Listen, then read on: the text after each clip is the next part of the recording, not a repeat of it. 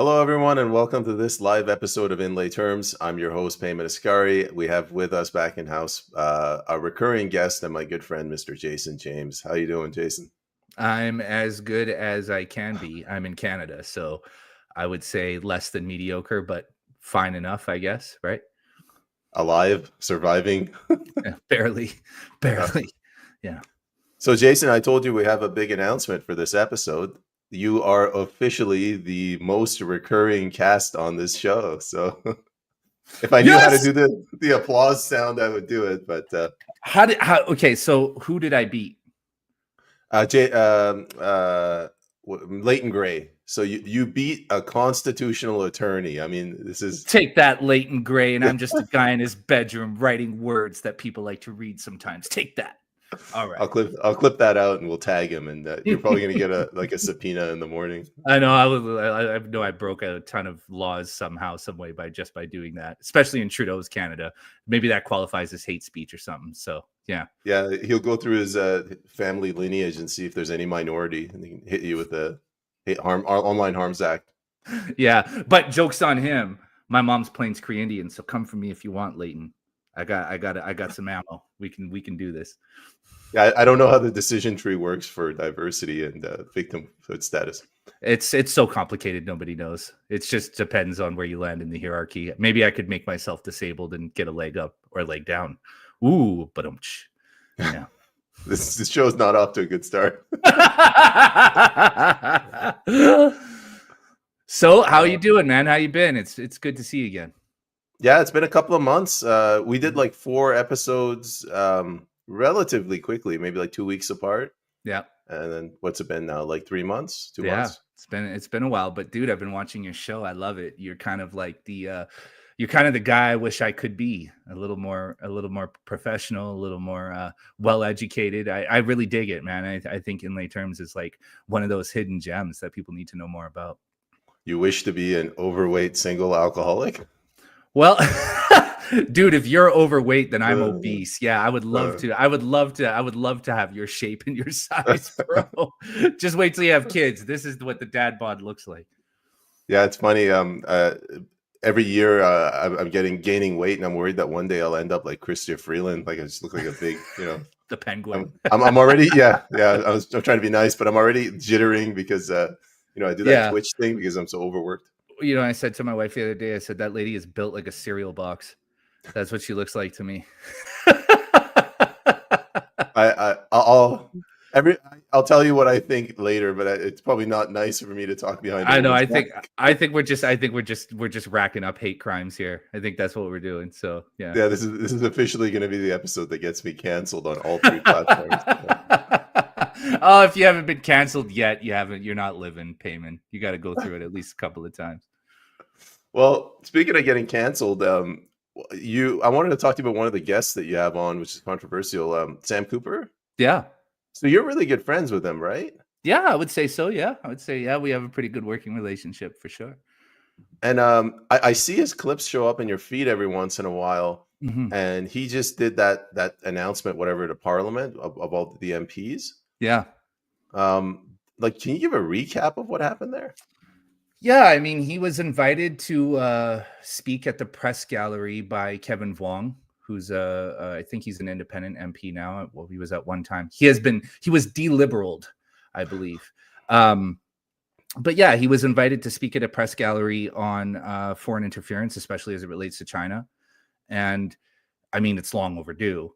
Sam's been on this for so long. I mean, the guy is an expert, and he's an expert that now a lot of people in the American sphere are looking to and referring to in a lot of ways.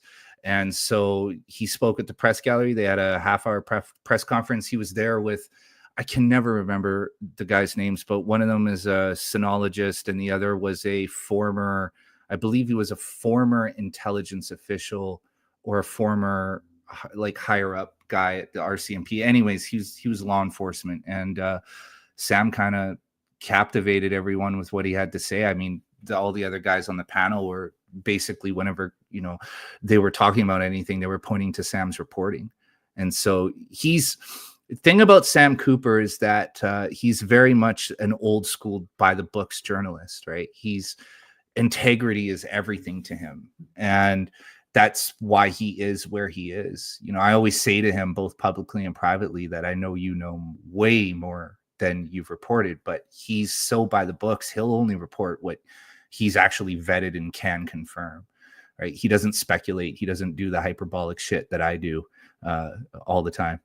And so, yeah, man, it's awesome. It's awesome to watch him grow. I read his book, Willful Blindness, I want to say like 2 or 3 years ago. And ever since then, I wanted to have him on the show. And I reached out to him this time last year, and he was really, really apprehensive about appearing on my podcast. And, you know, I just assured him, hey, we're not going to go down any rabbit holes. We'll talk about what you want to talk about and what you can confirm, and feel free to correct me at any point if I'm wrong, or if I'm speculating, or if I'm saying something that is, you know, out of pocket. And we did that first episode. And I think with Sam, you know, he felt comfortable with me. And so we just kept working together. And I think now he and I have done 13 episodes released. And then we have a 14th episode titled the Sam Cooper China Trudeau Christmas Special coming out Christmas morning. And it's a great episode, man. We just did it the other day. And he walks through the entire history of China's infiltration of Canadian politics and our economy, from Pierre Trudeau all the way up to Justin. And it's a mind blower, man. It's crazy how little we knew and how little we were aware of what was happening in our country until now. Things are really escalating rapidly. There was I can't remember where, I read an article. They were talking about the border in Quebec, and something like 300,000 passports went missing, and a bunch of terrorists got through. And rather, they quickly shut it down and erased all the information so that it couldn't make it up to the higher ups. Did you hear about that? I have not heard about this, but that is frightening. Okay, can you break this down for me? What happened? So I think there are two separate, same place, but two separate things. 300,000 passports went missing. Now, I don't know if they were physical passports or digital, but essentially the number, like they have a barcode, right? And if you lose that, you can use that to print a passport and go around the world and do crazy stuff. More so than if you have a counterfeit passport, which passports have an RFID chip. So when you pass, they can tell. But if you steal it from the Border Services Agency and you sell it to terrorists, like, who knows what's going to happen? So that's the first issue. The second issue, there was like some terrorists managed to slip through the border, and they quickly shut it down. Like, they erased the logs. I think they did it so, you know, the higher ups wouldn't find out, like it wouldn't get traced to Trudeau. But the whole thing is I say the country's dissolving, like in an attempt to defend itself. For sure. I mean, look, I'm not surprised by this. And at any other time, this would be front page news, right? Like every journalist would be on this, and Canada would be, I mean, we'd come grind to a halt. It's just the idea that 300,000 passports disappeared and a bunch of terrorists made it through the border. Now we don't even know. Like, there's so much happening. The wheels are completely coming off to such an extent that this didn't even pop up on most people's radars. I mean, I didn't know. And again, it just lends credence to Trump's argument that Canada needs to do more to secure its borders. I mean, this is insane. But yeah, our country is falling apart. We're at the tail end, man. Like, we are right before we become a failed state. We are in those final few steps. And, you know, it's crazy because Trump keeps posing this. He keeps trolling Justin Trudeau by referring to him as a governor of Canada and talking about annexing Canada and turning it into the 51st state. But at this stage, I don't see a way out of this other than something drastic like that. And I'm speaking realistically. I'm not being hyperbolic here. I'm saying, like, you know, we're hedging our bets on Pierre Poilievre. We've put all our hope in Pierre Poilievre and the Conservatives that we will get an election soon. We'll vote him in. But as much as I like Pierre Poilievre and as much as I think he's the right guy for our country right now, ideologically, I just don't know if he's going to have the economic firepower to turn us around. I think what's going to happen, look, the day Chrystia Freeland resigned, they tabled their fall economic update, right? And we are $20 billion over our deficit mark, like the point of no return. The guardrail was $40 billion. We are at 60 billion. And that's just what the Trudeau Liberals are reporting, right? That's just what they have to show us. I think the damage is far worse. I think it's way worse than any of us know. And what I think is going to happen is we're going to have that election and Pierre Poilievre is going to be our next prime minister. And they're going to open the books and realize that we are in a really bad place. And from there, austerity measures are, inevitable. It has to happen, which means cutting a lot of the public programs that Canadians have grown to rely on due to inflation and soaring house prices, right? Subsidies that people in certain industries are relying on for their salaries. He's going to have to cut like everything. And when that happens, because people don't understand how this stuff works, they're going to look at him as a repeat of Trudeau and another failed prime minister. But the truth is he's going to have no other choice. And I think for us to land safely and comfortably to a degree, something drastic has to happen. I'm talking American tanks in the streets, Trudeau arrested for treason, right? Or arrested for that would be a Christmas miracle. Yeah, arrested for international crimes against humanity, which there is a case for. When you look at the people, it's okay, brother, let it roll. If you look at the people who are associated with him and their involvement, especially look, let me get more specific here. Chinese businessmen and political magnates who are involved with Trudeau, who have donated directly to the Liberal Party and to Justin Trudeau's political campaigns, who also seem to have some strange connections to Chinese organized crime and the fentanyl epidemic. Like, there is a case there. And I think if anybody looked far enough into it, they could make a case against Trudeau for crimes against humanity. So we would need to have something just completely out of this world happen in order to save our country and keep it in a state that it was in, I wouldn't say 10 years ago, but maybe 5 years ago. I always say, like, in order for this house of cards to fall, you need a low or mid-ranking law enforcement officer to investigate a high-ranking law enforcement officer. Like, I think what's happened is law enforcement, the higher levels are now protecting the politicians, the political class. Yeah, it's impossible to break through. So we're never going to get to the point where we can arrest Justin Trudeau until we arrest one of these RCMP chiefs or something to send the signal that, let's go after clean house and law enforcement, and then we can use the law enforcement to go after the politicians. I agree. And exactly what you said is exactly the problem. Is the bureaucracy has swollen to encompass everything in this country. The last time I read, I think it was 1 in 7 Canadians works for the federal government. It's 1 in 7. So look, if you have a guy like Pierre Poilievre who's campaigning and saying we're going to reduce the size of government like down to almost nothing, then that means that Trudeau can count on 1 in 7 votes, like banked, because those people are going to vote for Trudeau to save their jobs. Furthermore, you have people in the law enforcement bureaucracy who have gone to just insane lengths to protect him. So you're right. There is nobody at the top who's going to investigate Justin Trudeau, because once they start investigating Justin Trudeau, there's also going to be some dirt on themselves as well, and crimes or laws that they've broken. So again, going back to my original statement, like, something drastic has to happen. Like, something we never thought we would see. The United States has to do something to break us away from the Commonwealth and then annex, if not all of Canada, large swaths of it. And if we held a referendum in Canada at this point, I believe most people, at least in the West, would vote to join the United States. I know Alberta would for sure. And maybe that's the way that we have to look at it, is rather than looking at it as a federal referendum, it would be province by province. Right. And I would vote yes. And again, I'm not a person. I think things through. I really think deeply about things like this. And I just don't see how Alberta survives.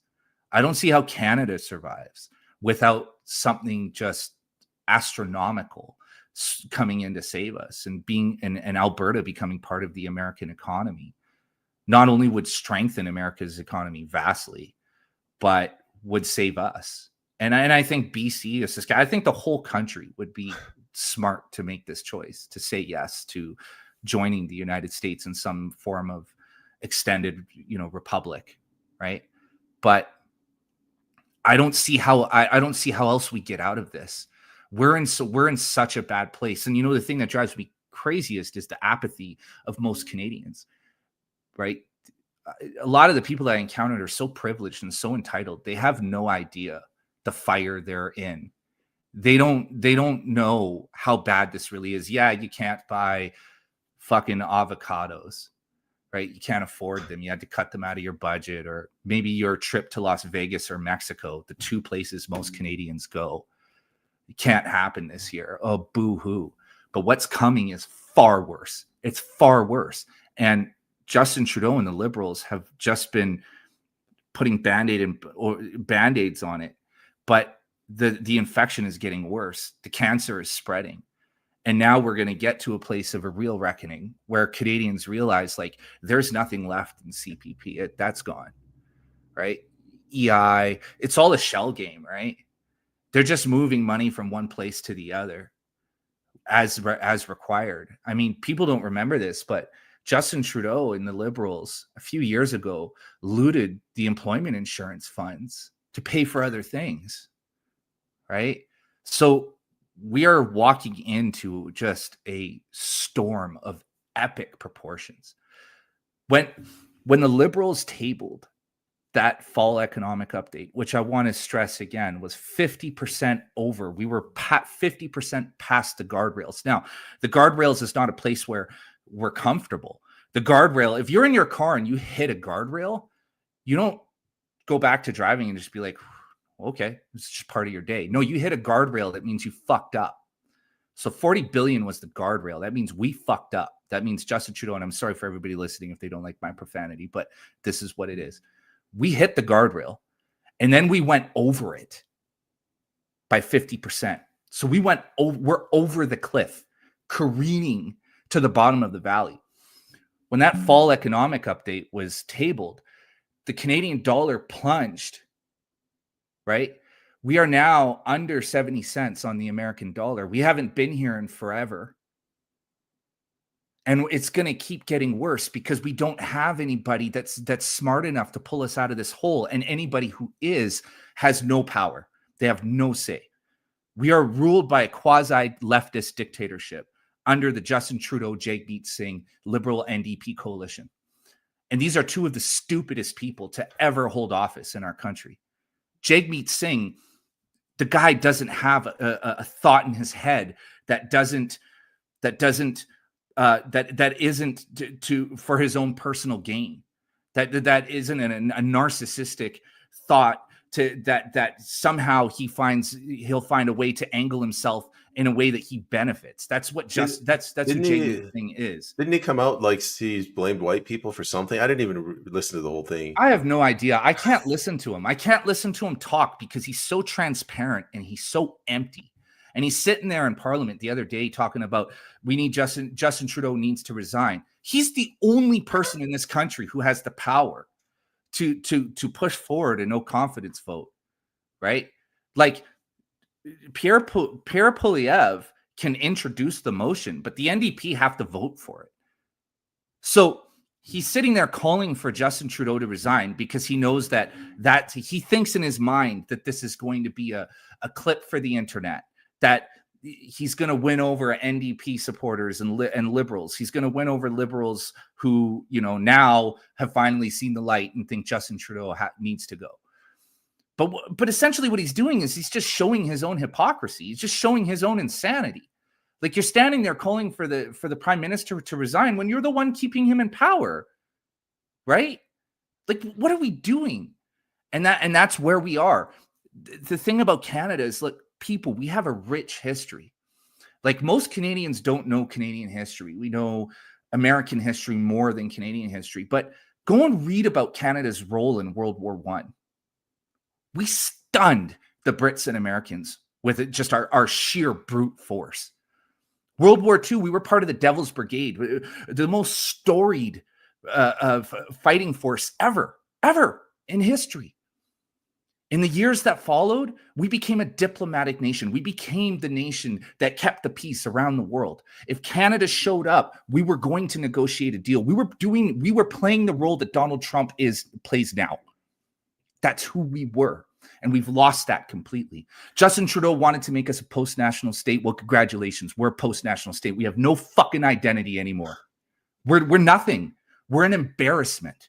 People look at us and they laugh. They're waiting for us to fall. They're waiting for this to crumble because it's inevitable. It's coming.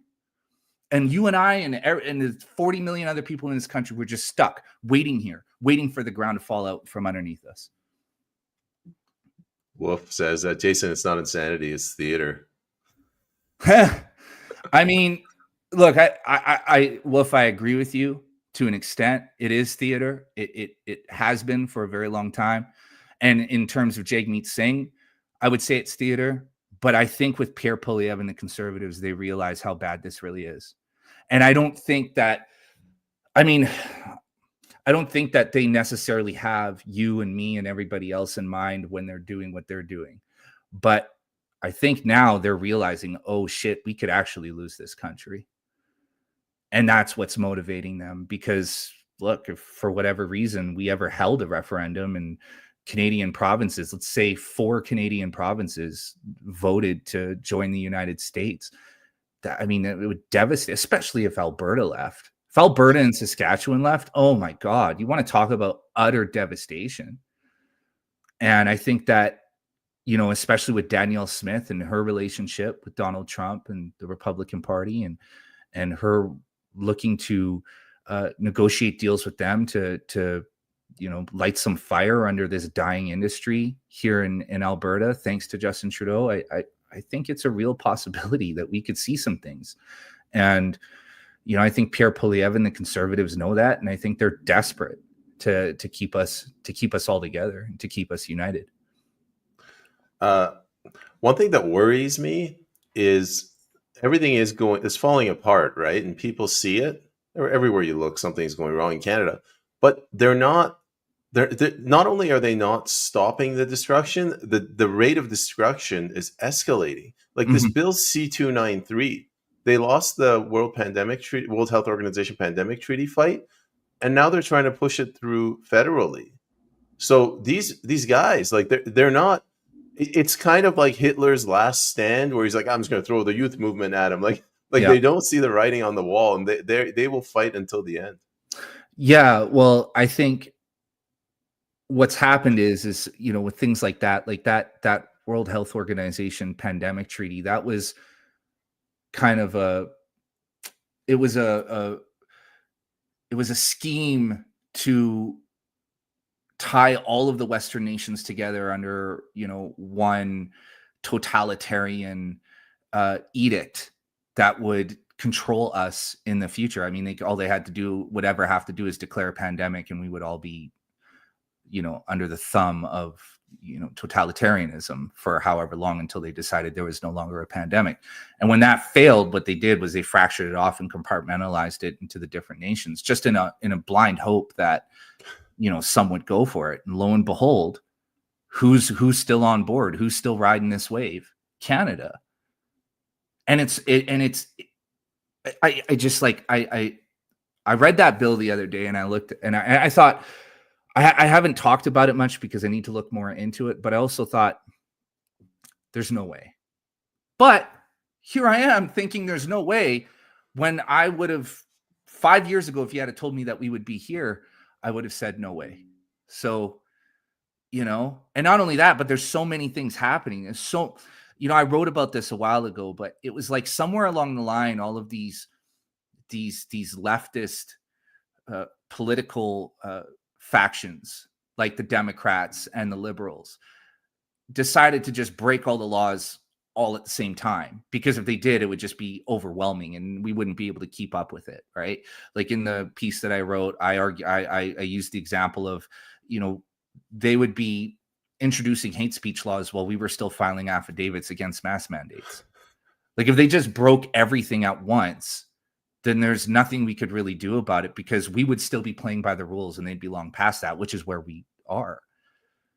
And so I mean, I don't know. I just look at it all. To be honest with you, I'm looking at this from the perspective of maybe it's time for me to leave and for me to pack up my family, not for myself, but for the good of my children, because I don't know how we get out of this hole without something drastic. You know, I keep returning to that, but without American tanks in our streets and our parliament dissolved, I don't know how we get out of this. Another thing is what they're doing. It's going to lead to violence and on the streets, because they're putting Canadians under so much pressure, and they're being very brazen about it. Like you see Justin Trudeau, he went out, he did that fundraiser, and he's like, I love this country. It's the best job in the world, being the leader of the freest country in the world. And I'm like, your finance minister just resigned a few hours ago. Like, how stupid are you? Yeah. And all this stuff that's going on in the parliament, Canadians are getting more and more angry, and it's only a matter of time before it leads to violence. Yeah, I've been saying this for a while, but I think that the Freedom Convoy for people outside of Canada, what you refer to as the trucker protest, I think that was just the first initial wave. And what I've been saying forever, and I don't want this, I want to be clear when I say this, I do not want this, but I believe we're going to hit a point where everybody goes back to Ottawa, but this time it's not going to be hot tubs and hockey games. Right? Because we're reaching that point that you just outlined. We're reaching that point where we have no other choice. And when we go back, it's not going to be pretty. It's not going to be people linking arm in arm as the RCMP bear down on them. Right? It's going to be flames and blood and death. And trust me, you don't want that. I keep telling this to Canadians because I talk to people all the time and they're like, we need a revolution. I'm like, you don't fucking want a revolution, man. You don't. Because the people that die in a revolution are not the people you want to die. There are a lot of people who die in revolutions who didn't deserve to die. There are a lot of people who suffer in the aftermath of a revolution, because when you remove something like a parliament, like a parliament, you create a power vacuum. It's like this. Look at every nation building exercise the United States has done throughout the world. Look at Syria right now. You create a power vacuum, and that's exactly what would happen in Canada if we were to remove. If we were to remove our political structures, we would create a power vacuum, smaller groups that would war. The real danger in revolution is what happens after, and you don't want that. But on the same hand, it's like, eventually people are going to get to a point where they're like, fuck this. Let's burn the motherfucker down, because there's nothing left. There's no other options. Right? And that's what Justin Trudeau is driving people to do. Like, he has to understand that. This is the consequence of his own behavior.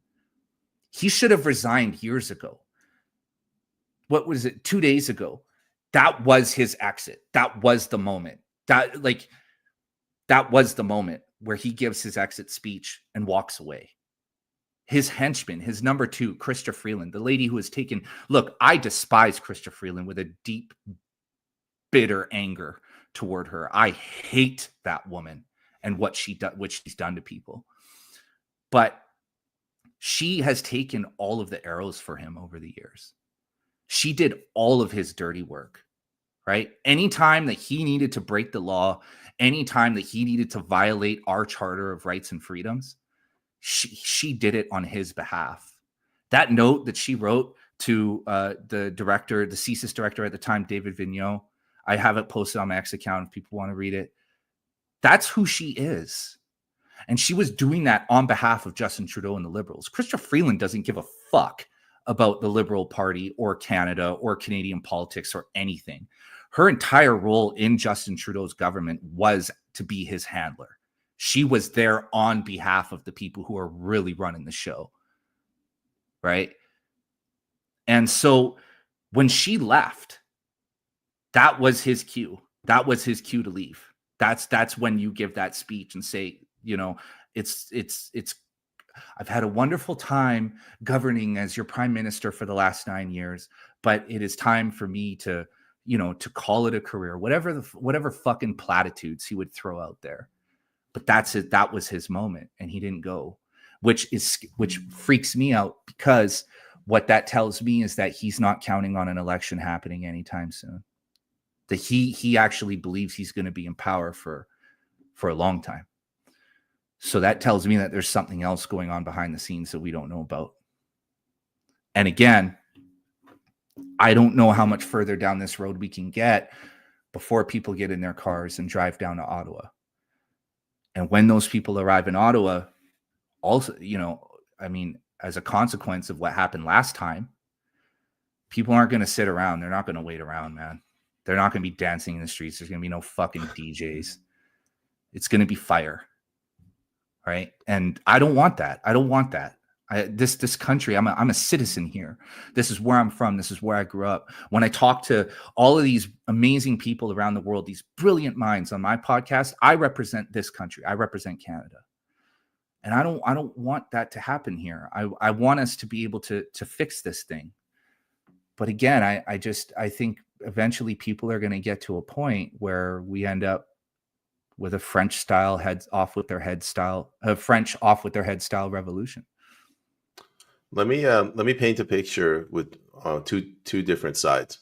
On the one side, you have it's we the people, but it's the low hanging fruit that they're going after. Like they're hitting people with $50,000 fines for mask mandates and penalties. That's a form of like financial warfare. Yeah. They're taking people and they're throwing them for whistleblowing. They're throwing them in insane asylums. They use the BC Mental Health Act. They detain them and then they drug them. They go after people for like with the CRA. They seize their assets and it's just lawfare. So that's happening, which is it's ungodly in my mind. It's evil. And on the other hand, it's fascist. It's fascist. Yeah, it's fascism. You're right. On the other hand, Trudeau and all of these MPs. They're thinking, well, we'll have an election next year. We'll postpone it for a week. We'll get our pension. Everything's going to be fine. I'm like, do you guys not see what's going on over here? Like these people are pissed off. You're pushing your luck over here, and you're creating this entire victim class over here. That's what I mean when I say, and I think what you mean, that there's going to be blood on the streets. Well, they're just relying on that classical Canadian apathy to hold out, right? But so the thing that the world doesn't understand about Canadians is that we're very passive and polite. I've seen today where somebody started a GoFundMe. You want to know something funny? I don't know if that originated with me, but I posted that like 2 weeks ago. Somebody should start a GoFundMe for Jagmeet Singh. So that deserves a Nobel Peace Prize right there. So we can raise his pension and he can finally get us that no confidence vote. But they're depending on that classical Canadian apathy to hold out. And the thing that I keep explaining to people is that Canadians we're passive and apathetic and polite to an extent, but if you put our backs against a corner and you give us no way out, we'll murder everything. We're those type of people, And again, I go back to Canada's role in World War I and the things that Canada accomplished in World War II. That's who we really are. And so that's my fear, is because I look around me, man. I talk to people in my environment, and I could see people are starting to get to that point where it's like, all right, I've put up with this long enough. I can't buy groceries I can't afford groceries anymore. I have to rely on Trudeau's lunch program for my kids because I can't afford a decent lunch for my children. And when you get Canadians there, that's bad fucking news, man. And I just don't think Justin Trudeau or anybody in that Liberal caucus has any clue of what's coming if they keep going. And that's not a threat. I want to be clear on that when I say this, because now I've been notified that I have intelligence people watching me. Good. That means your ratings are going up. Well, you want to know something fucking crazy? I've been informed. I'll put this out there because fuck it. I've been informed that I have people in my own government who are watching me and that my name is on a fucking list. I also have American intelligence people reaching out to me saying, hey man, you're on the right track. Like, you know what's going on here. Right?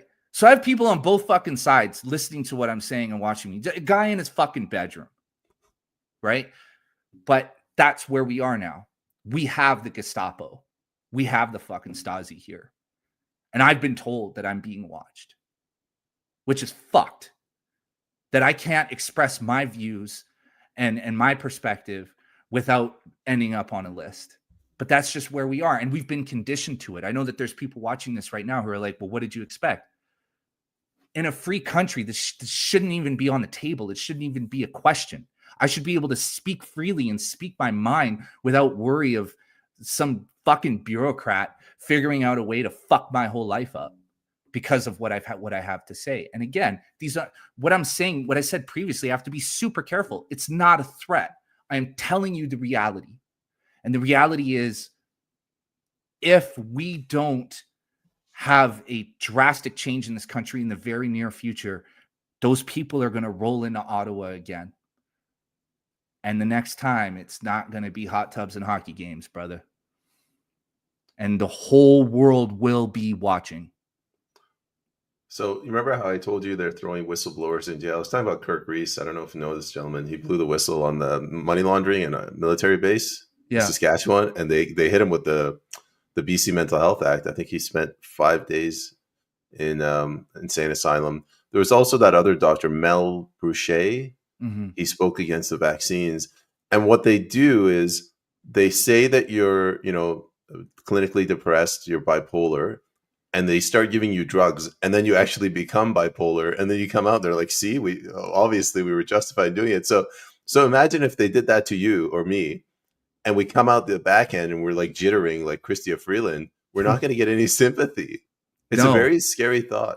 Well, it's Canadian apathy. And Kirk, I'd love to talk to you on my podcast sometime. Payman recommended. I'll put you in touch.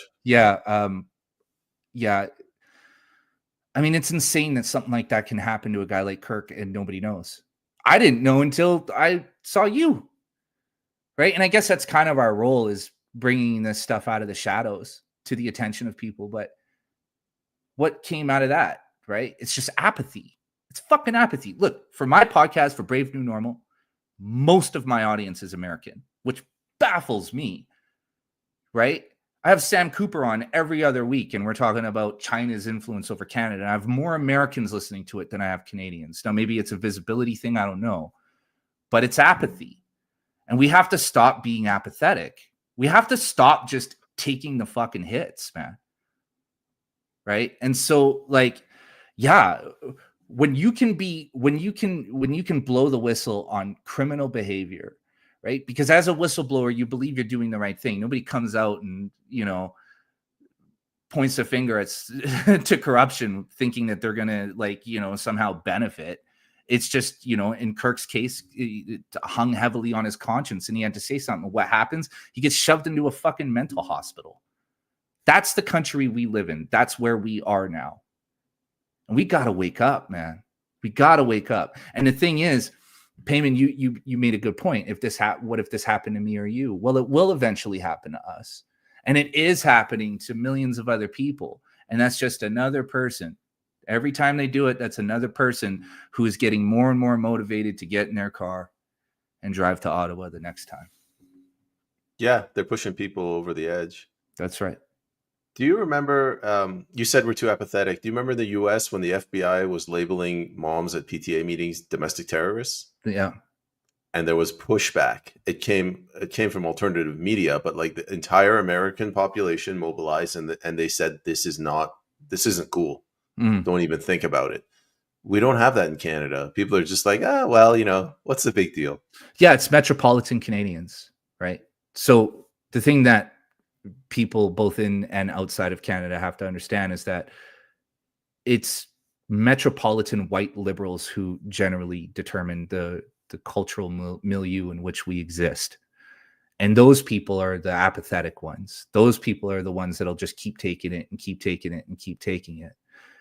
And, it's us outside of those bubbles who have to raise our voices. But the problem is that the way our country is situated and the way it's structured, Montreal and Toronto are the only two places that really matter. Calgary and Vancouver. I mean, Vancouver, as big as it is, doesn't fucking matter. Nobody in Ottawa cares about what Vancouver thinks. And people in Vancouver need to wake up to that and understand it.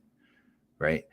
And so as long as people in Toronto and Montreal can keep just sleepwalking through life, the rest of Canada will suffer, because that's just the way things are structured.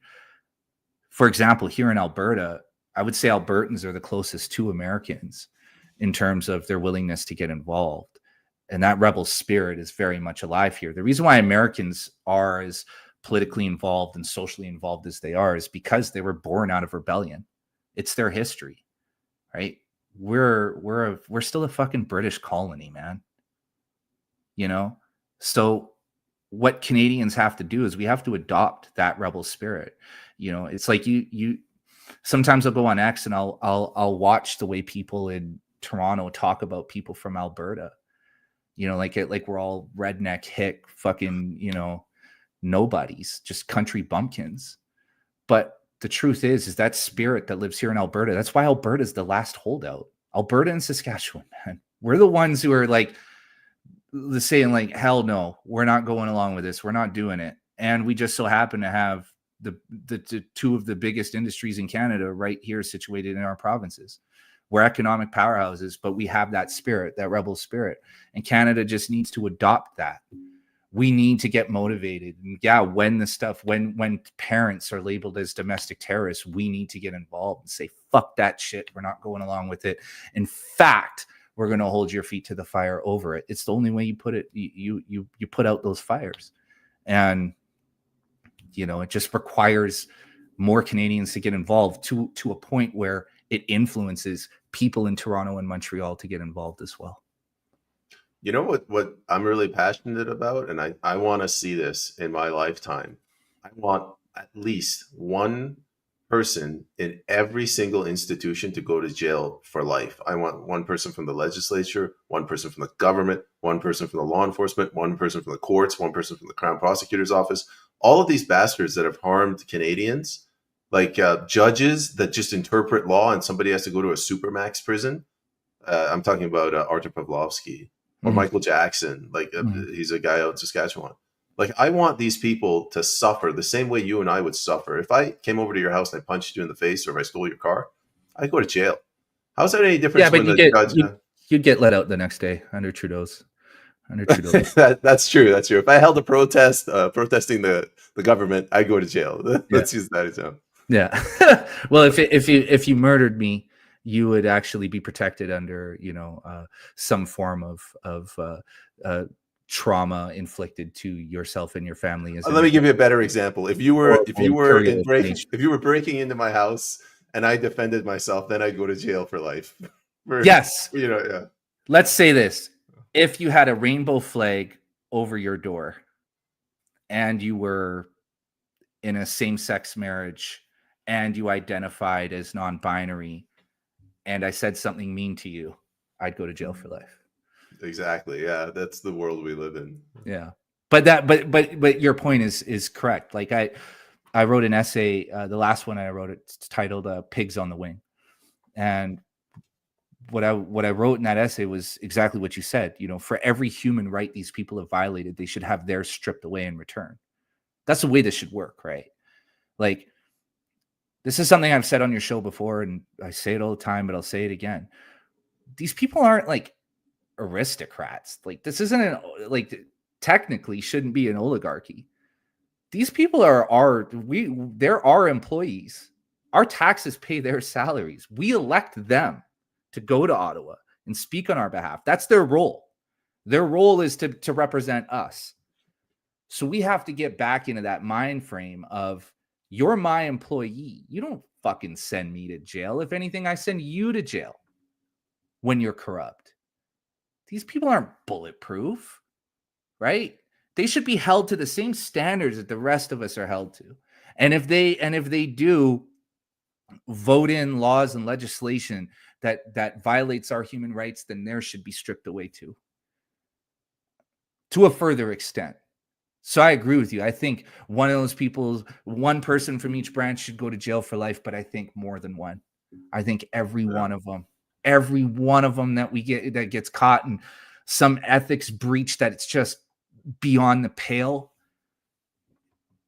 I mean, I wouldn't go as far as saying we should create a kangaroo court, but man, those people should be shuffled through the justice system quickly. At the least, we could use lawfare against them like they're using against us. Oh, 100%. There's nothing to say that we can't tie up Justin Trudeau in the courts for the next 150 years just to steal all of his estate. But if you just look at all of the laws that he's broken, all of the human rights that he's violated, I mean, that guy should be in prison for multiple life sentences at this point.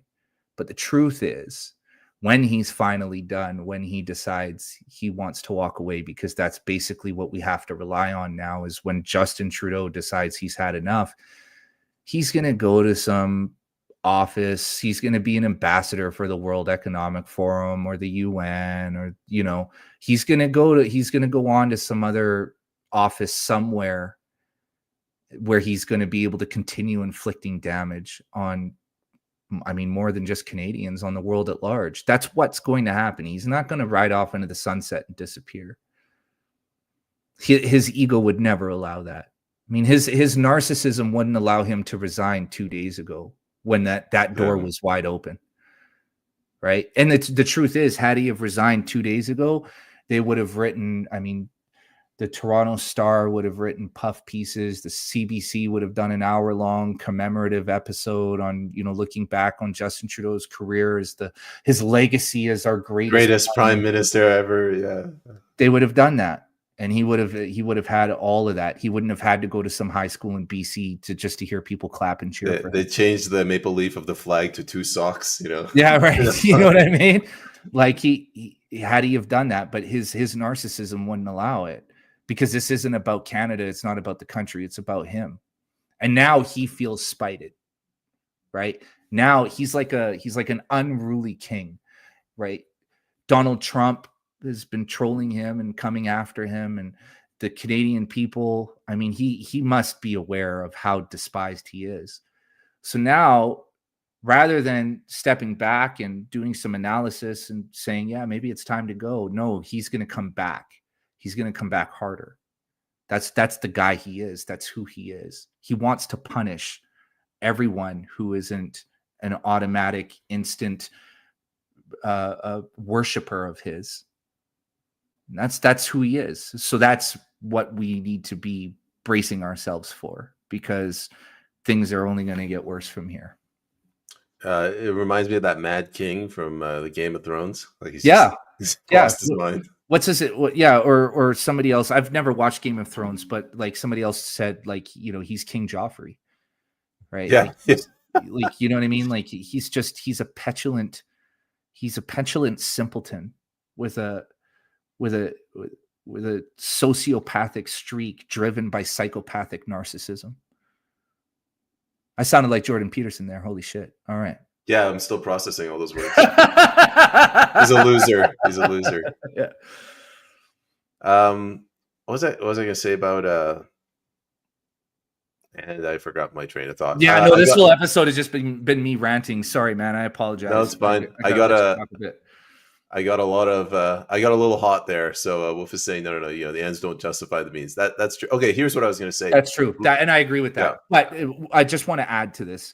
The problem is, Wolf, is that we are in a place where we're still playing by the rules, and we're trying to beat this by the rules. It's like playing chess against somebody who just keeps cheating. You're just going to get checkmated every time. Somebody who the rules of the board don't apply to, and they can just move their bishop and take your queen, like right across the board with all the pieces still on the board, and you're like, what the fuck? And like, that's how I play. Like, that's the game we're in. So I agree there. I don't agree with authoritarianism in any way, shape, or form, because the moment you open the door to it, it doesn't go away, right? If we have a revolution of some kind and we institute these authoritarian laws that are meant to somehow reintroduce freedom back into Canadian society. Well, freedom's never going to come back. But on the same level, if we just keep playing by the rules, we're just going to keep getting hit over the head. Yeah, it's basically like a prison riot, you know, like you got the warden and all the guards, they're just beating up the prisoners, you know, exploiting them with sexual favors, humiliating them, playing loud noises. At some point, they're just going to revolt, you know? Yeah, And for that's what's gonna sure. happen. Yeah, exactly. I mean, and that's where we're going. See, the problem is what you don't want is you don't want to keep adding to the tinderbox, because eventually it'll explode. And that's what I mean. Eventually people are going to say, fuck it, and go back to Ottawa. And that's where we don't want to get to. That's the point we don't want to get to. Because once we get there, it's no holds barred. All bets are off. And once we've crossed that line, we're not going to just pull back. Once you cross that line, it keeps going until everything is ash. And we don't want to get there. But in the meantime, how do we solve this problem? Because we are living under a quasi-dictatorship at this point. We did not vote for the government that we have. People need to get that through their head. And I personally believe, this is my personal belief, after this next election, once Pierre Poilievre is our prime minister, if we get an election, if we get there, we need to seriously talk about abandoning the parliamentary system and move over to being a republic. Because this situation that we are in right now is the best argument for abandoning a parliamentary system I've ever seen. Because we are locked into this because of a parliamentary system. We need to get rid of this shit completely. And I'm hoping that we can have that discussion at some point down the road, especially with Donald Trump talking about annexing Canada. We need to have that discussion because this parliamentary system is it's fucking poison. You know, if the U.S., I'm laughing at these people that are worried that America's going to take over Canada. I'm like, the biggest loser of that would be the United States. Oh, for sure. You get all these socialists, like 80% of the government is unionized, 20% of the people work for the government. Yeah. The red states are like, hell no. Like, we said no to Puerto Rico. We never Not only that, but it's like fucking buying a house and realizing that the walls are filled with black mold. That's what they're getting if they. Well, it's worse than that. It'd be like, instead of adopting a kid, you're adopting a tumor, like a full-on tumor. It's like, order an online tumor, you know, guaranteed cancer every time. Dude, you just nailed it. They're adopting a tumor. That's basically it, right? Like, you know, like if they for whatever reason were to annex Canada, it would impact their economy like instantly. Like they would have to start 5 wars just to fucking make up for the money they'd lose on us. You know? Could you imagine they go to war to prevent us from being annexed? We will invade Canada and then not annex you. Yeah, exactly. We're going to invade Canada just to prevent you guys from joining us. All right. Enough grab assing. What was I going to say? Lametti, the guy, going back to what we were talking about, the guy violated our constitution, our charter. Mm-hmm. A judge found that. And he's still walking around the city streets safe, like no risk of getting charged or anything. Does that surprise you? I guess it doesn't. It should, but it doesn't. It should. Me, you know? See, look, these are all these things, right? Like David Lametti, Randy Boissonneau, a man I lovingly refer to as Cocaine Randy. I think that's the best name that has come out of our parliament in a long time. These are all people that should be facing criminal charges. Right? These are all people that should be in serious hot water. But, you know, somebody did a thread of all of the sitting Canadian MPs and and the laws that they've broken or their violations, their ethics violations. The thread was so long, the person had to start another fucking thread. I think they were doing it in alphabetical order and they got to like M. And it was so long that they had to start another thread of like N through Z. These people, this government of ours, this Trudeau liberal government, has basically behaved as a criminal organization for the last 9 years. just based on the ethics violations and the breaches This of guy, trust. he always puts the right things on. Called it a criminocracy. Yeah, exactly. Woof, you're the man or the lady. I'm not sure, Yeah. but Woof, you're fucking awesome. It's they violated so many of our laws that there is a real case to be made that if anybody were to investigate these people, they could all be charged tomorrow. All of them.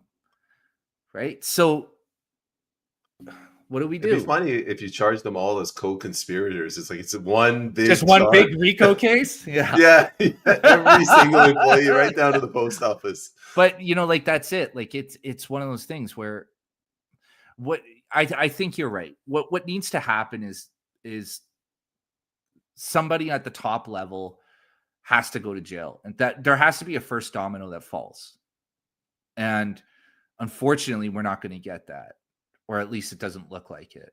And I think Pierre Poilievre, when he comes into office, he's gonna look the other way on a lot of things because it's going to be too much red tape and too much trouble to bring lawsuits. And the way that the left wing media are going to paint it out is they're going to paint it out to be lawfare, political targeting. That's the way that they'll frame it. So he'll look the other way. But I mean, I never thought I would ever see Canada get to this point in my lifetime. Like I remember under Stephen Harper as a young leftist. Yes, I was at one time a young leftist. I was an idiot. I was naive and gullible, and I believed everything that I read. I believed at one point in time that Stephen Harper was like the devil incarnate. And now I look back at him and I'm like, oh, he was just a quiet economist who didn't give a fuck about social issues and only cared about Canada's, economic standing globally. And you and I and everybody in this country benefited greatly from the Stephen Harper government for many, many years. And I think now we're realizing what happens when you vote the other way for a guy who knows nothing about economics and only about empty self-serving platitudes. What are you talking about? Chrystia Freeland had a journalist degree. That's right. Yeah, sure. Her years as a propagandist for Ukraine really worked out for us, eh? Yeah, what other skills do you need besides, obfuscating the truth to be the Minister of Finance? That's right. Exactly. I mean, really, to be the Minister of Finance in Canada, what qualifications are even required? I mean, who do we have now? Dominic LeBlanc? Fuck. Like, it's just, the whole drama of it all. I mean, it was hilarious, right? Because it's like what Chrystia Freeland stepped down, and then the job went to what's his name, Philippe Francois Champagne, however you pronounce the fucking dork's name. He didn't want the job, and then the next guy in line was Cocaine Randy, and that's when I posted. I said, "Yeah, white Lamborghinis and disco balls for everyone, man. Let's fucking go.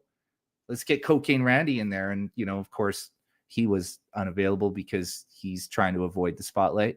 So it goes to Dominic LeBlanc, just a guy who was at one time Trudeau's babysitter, a fucking communist. He's a commie and an authoritarian, and that's who it is now. And it's like, how much worse can this get? And again, I go back to how far are we going to go before Canadians get motivated and head back to Ottawa? And again, for everybody who's watching me and making notes on your dumb little gay little fucking list, that's not a threat. That's not something I want to happen. It's just something that will happen if you all don't get your shit together. Oh, buddy, Anti-Hate's going to write an article about you later today. Probably me too. Oh, yeah, probably the both of us. Thank God I'm Métis and you're Iranian, because if not, we'd both be probably in front of a human rights tribunal by tomorrow. It gives us a little bit of a woke insurance wiggle room. Oh, 100%, man. You're the son of immigrants. I'm I'm the son of a Plains Cree woman Indian, and my family went through the residential school system. They don't want none of this shit. I'll tell you that. Yeah. They got to come after us a different way. Yeah.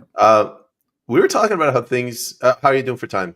I'm good. I got maybe 15 more minutes if you're okay. We'll wrap it up before then. Yeah. How things are escalating quickly. So when you say Cocaine Randy, I had to think. I'm like, wait a minute. What scandal was he involved in? He pretended to be First Nations, right? Yes, he did. But he's not the only one. That's like a common scam in Canada, because Canada hands out grants to First Nations people, Indigenous, American, Indian. I always say just say Indian.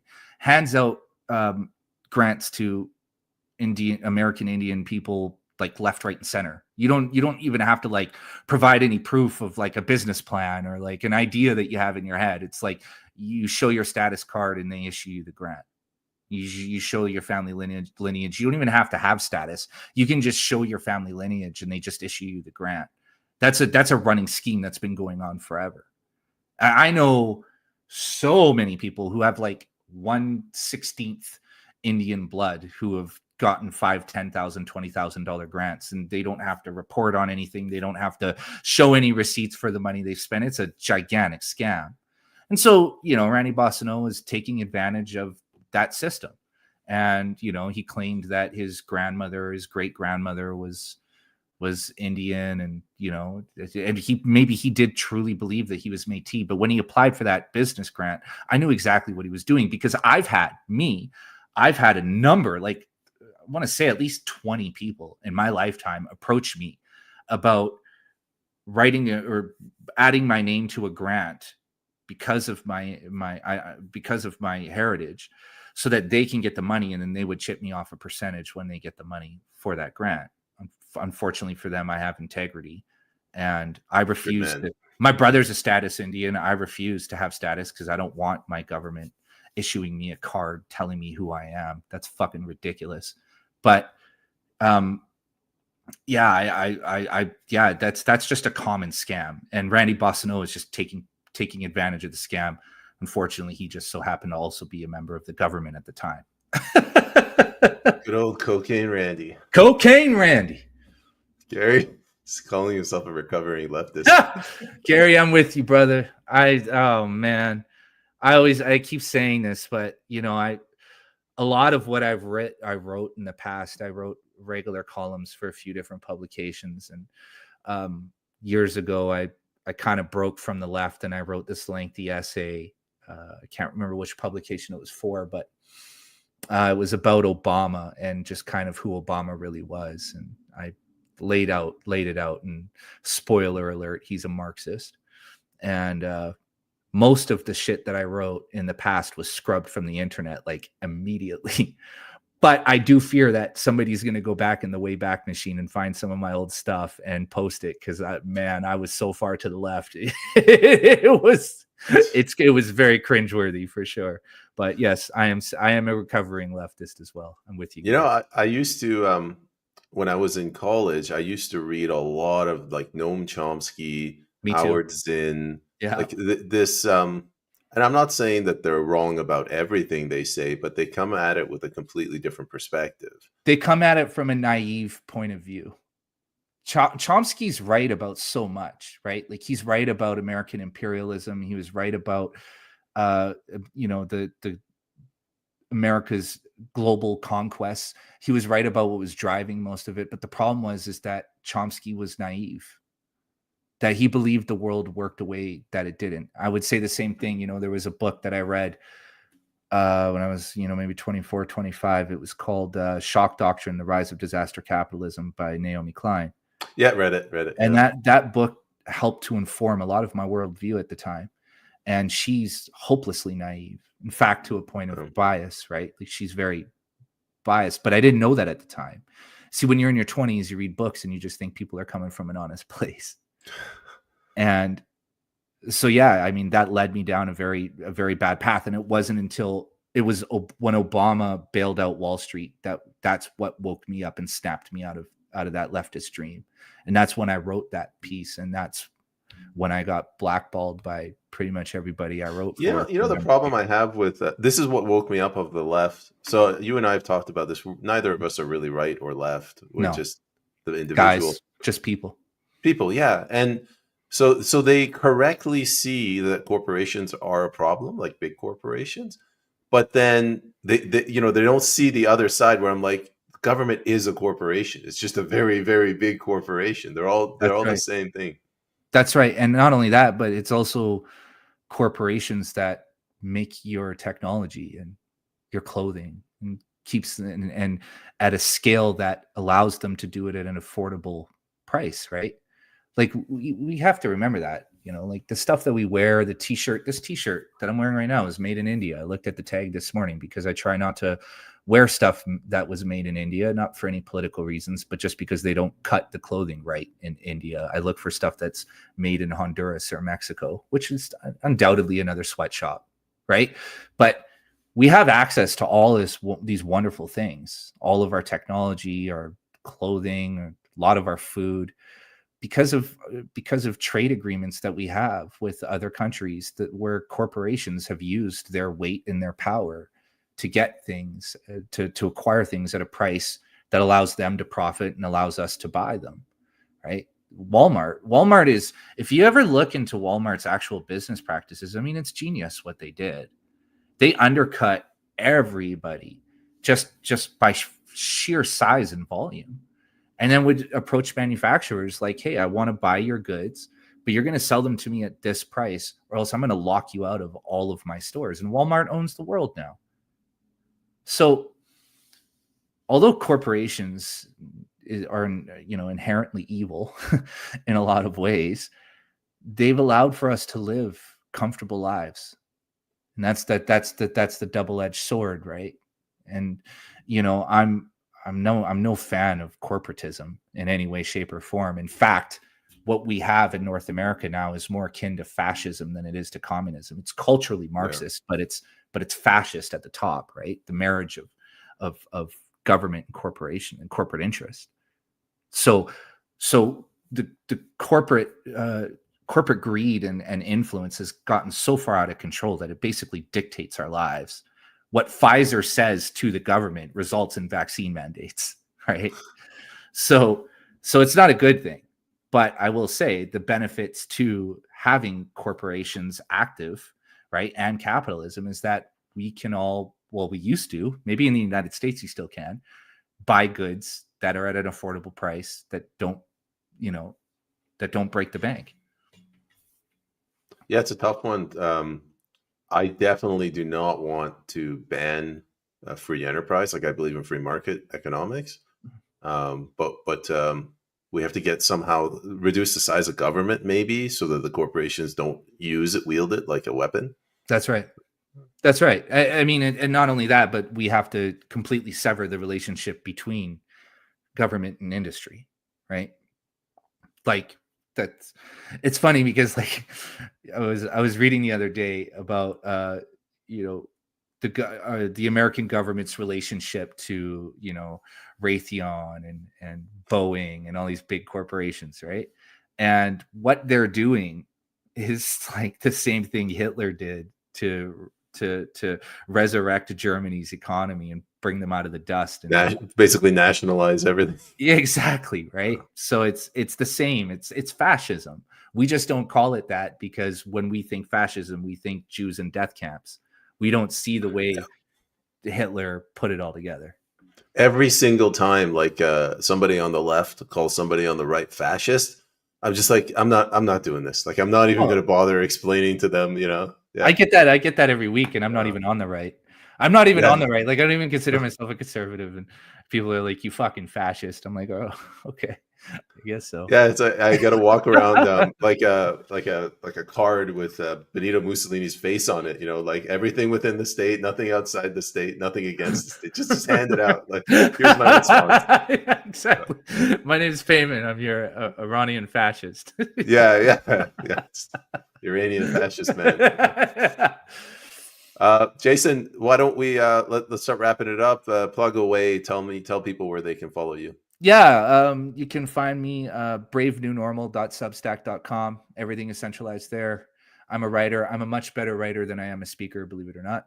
So bravenewnormal.substack.com. You can listen to the podcast there.